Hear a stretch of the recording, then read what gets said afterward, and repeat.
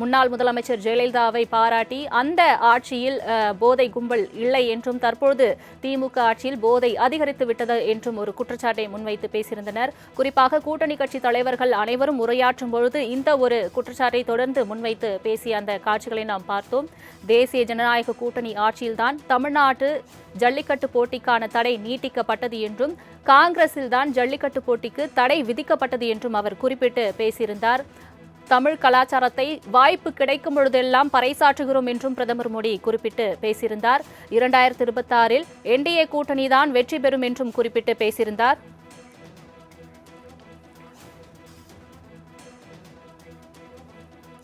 தற்பொழுது இது தொடர்பாக தங்களது பார்வையை பகிர்வதற்காக திமுக அமைப்பு செயலாளர் ஆர்.எஸ். பாரதி இணைப்பில் இருக்கிறார். வணக்கம் திரு ஆர்.எஸ். பாரதி. இன்று என்டிஏ பொதுக்கூட்டம் நடைபெற்றிருக்கிறது. பிரதமர் நரேந்திர மோடி தலைமையில் நடைபெற்ற இந்த கூட்டத்தில் தங்களது கூட்டணி பலத்தை அவர்கள் காண்பிக்கும் விதமாக இன்று பல்வேறு உரைகளும் நிகழ்த்தப்பட்டது. இந்த கூட்டணி 2026 தேர்தலில் எந்த அளவுக்கு தாக்கத்தை ஏற்படுத்தும் நீங்க நினைக்கிறீங்க? எந்த தாக்கத்தையும் ஏற்படுத்தாது. இந்த கூட்டணியை 2019, 2021, 2024 வரை நாங்கள் பார்த்து முறியடித்தவர்கள் தான். ஆகவே இந்த கூட்டணியால் எந்த மாற்றம் வரும். அது மட்டும் இல்லை, மோடி பேசுறது 2024 பாராளுமன்ற தேர்தல் நேரத்தில் என்ன பேசினாரோ அதே தான் மீண்டும் பேசியிருக்கிறார். ஆக 2024 தேர்தலில் எப்படி 40-40 திராவிட முன்னேற்ற கழகத்துடைய கூட்டணி வெற்றி பெற்றதோ அதே போல நடைபெற இருக்கிற சட்டமன்ற தேர்தலிலும் 200 தொகுதிக்கு மேற்பட்ட இடங்களில் திமுக நிச்சயமாக வெற்றி பெறும். ஆகவே மோடியினுடைய வருகை, அவருடைய பேச்சு எந்த தாக்கத்தையும் தமிழ்நாட்டில் ஏற்படுத்தவில்லை, ஏற்படுத்தாது. காரணம், தமிழ்நாட்டு மக்கள் எப்போ மோடியை ஒரு முறைக்கு இருமுறை நிராகரித்து விட்டார். இன்று உரையாற்றும் பொழுது பிரதமர் மோடி உரையில் கூட போதை கலாச்சாரம் தமிழகத்தில் அதிகரித்து காணப்படுகிறது. திமுக போதை கும்பலிடம் இளைஞர்களை ஒப்படைத்து விட்டுட்டார்கள் என்ற ஒரு குற்றச்சாட்டை முன்வைத்து பேசியிருக்காங்க. அது தொடர்பாக உங்களுடைய கருத்து என்ன சார்? இந்த குற்றச்சாட்டுக்கு முழு பொறுப்பு ஏற்க வேண்டியது பிரதமர் தான். காரணம், போதைப் பொருள் வருவதே போர்ட்டுகள் மூலமாகத்தான் வருகிறது என்பது இந்தியா பூராவும் அறிந்த உண்மை. அது மத்திய சர்க்காருடைய ரெக்கார்டிலே இருக்கிறது. ஆக இவர்கள் தனியாருக்கு இந்த போர்ட்டுகளை எல்லாம் உறவுகளையும் அம்பானிக்கும் அதானிக்கும் கொடுத்து வைத்தார்கள். அது அங்கிருந்து தான் வருகிறது என்பதற்கு பல சான்றுகள் இருக்கிறது. இதை பல முறை சொல்லி இருக்கின்றோம்.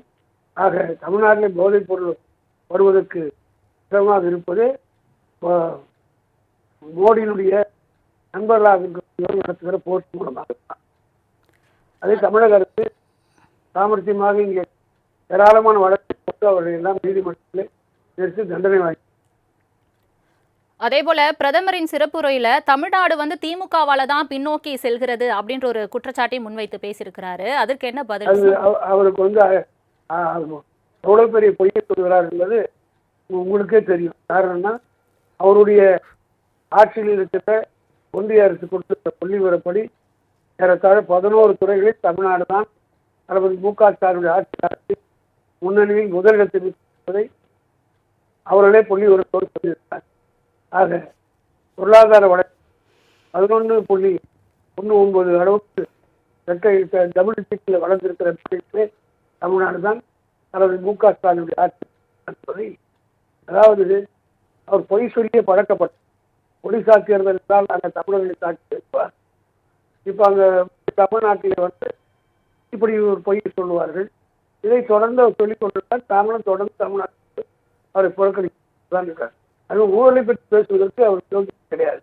காரணம், அவர் மேடையில் இருக்கிற 30 பேர் மேலே அவருடைய ஒன்றிய அரசு போட்ட வழக்கிலே, அது அன்புமணியாக இருந்தாலும் சரி, அது டிடிவி தினகரனாக இருந்தாலும் சரி, பல ஊழல் போட்டு 4 வருஷம் தண்டனை பற்றி 100 கோடி ரூபாய் அவராக வாங்கிய கட்சி தான் அதிமுக. அந்த கட்சியுடைய பொதுச் செயலாளர் எடப்பாடி அறிவித்துக் கொண்டு ஊழலை பற்றி பேசி எப்படி அவருக்கு நாக வருகிறது என்று தெரியவில்லை. தமிழ்நாட்டு மக்களை மடையர்கள் தெரியவில்லை. இதையெல்லாம் மேடை ஒரு முறை மைக்கு பார்க்கறதுக்கு பிறகு மேடையை திரும்பி பார்த்தால் தெரியும் எவ்வளவு பெரிய அயோக்கியர்கள் எல்லாம் அவர்களை நாங்கள் சொல்ல வேண்டும். அவருடைய அரசு போட்டு இருக்கிறது. அவர்களே